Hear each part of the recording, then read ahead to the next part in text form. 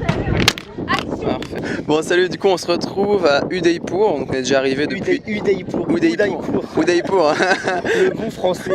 Bon du coup Udaipur, on est arrivé depuis un jour. On a fait le trajet de Jodhpur jusqu'à Udaipur pendant une journée. On vous racontera après ce qu'on a fait durant ce trajet. Et avant Jodhpur, on était parti de Jaisalmer, du coup on a pris 4-5 heures pour venir à Jodhpur. Donc vite fait à Jodhpur, ce qu'on a vu dans la ville c'était surtout le château, la ville fortifiée qui était assez imposante, on a pris quand même peut-être 3-4 heures pour la visiter. Ouais, c'est vraiment le coup, c'est vraiment le grand truc à voir de Jodhpur, mais à part ça, c'est censé être la ville bleue.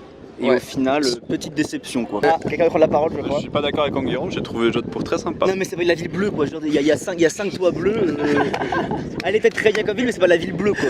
Normalement Jodhpur s'appelle la ville bleue, donc là quand on était en haut du castle on voyait un peu quelques maisons qui étaient bleues mais bon c'était pas non plus... Un peu cheaté, un peu survendu quoi. Un peu survendu voilà. Sinon le château est vraiment super. Ensuite il y avait une place de l'horloge. Place de l'horloge, c'est la place un peu où il y a toute la vie nocturne, plein de trucs pour manger partout, etc. Le grand bazar quoi. Non, il y avait pas mal de trucs vendus autour de ça. Ensuite donc nous on a été fait surtout le château, la place de l'horloge.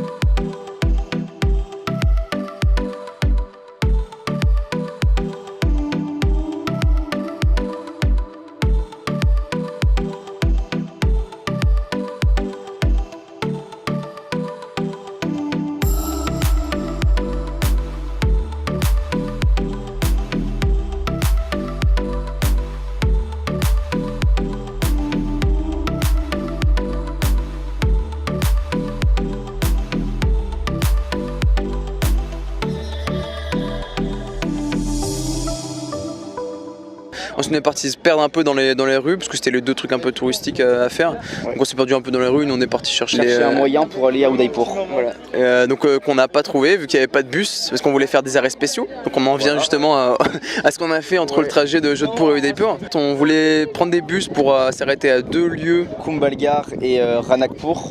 Ce sont vraiment deux lieux super sympas à faire, un peu perdus dans la campagne etc. mais vraiment beaux.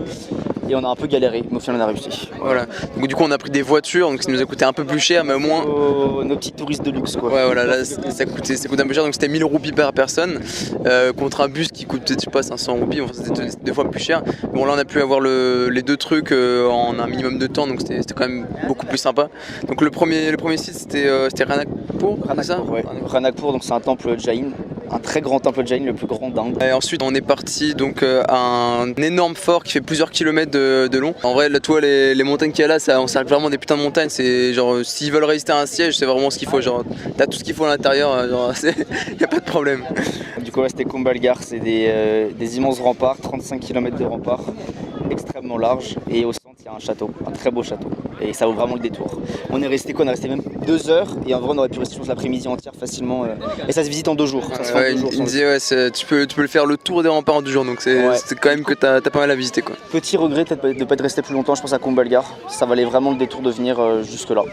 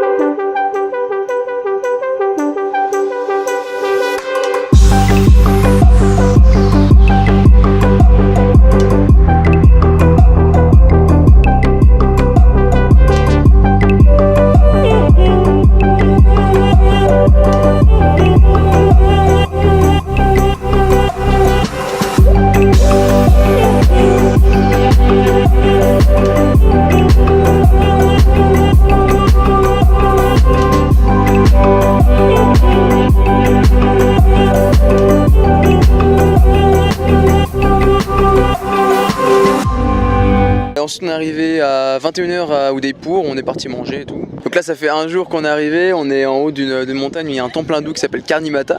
Donc là tu vois ça surplombe toute la ville, la vue elle est vraiment ouf. Donc ça on est en fin de journée, je sais pas, il doit être 17h, 18h. Avant ça, on a fait le City Palace, donc, qui est la résidence de l'actuel Maharaja, qui est aussi musée.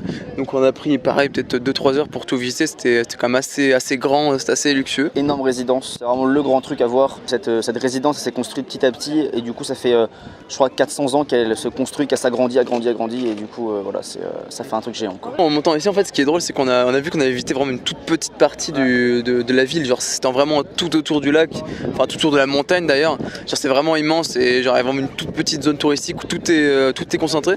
Et on le voit d'ailleurs sur TripAdvisor et sur mes autres applis pour trouver un peu les petits boui-boui sympas. Genre les restos sont vraiment que dans ce coin là et genre dans le reste de la ville on sait pas ce qu'il y a quoi. Ouais, en fait la ville c'est une sorte de grande cuvette. Il y a toute une partie où tu as la ville et le reste c'est aussi super naturel. Enfin il y a des grandes forêts là partout, c'est impressionnant. C'est bizarre ce contraste entre très grande ville, je crois 400 000, 500 000 habitants et à côté avec des immenses forêts totalement intactes.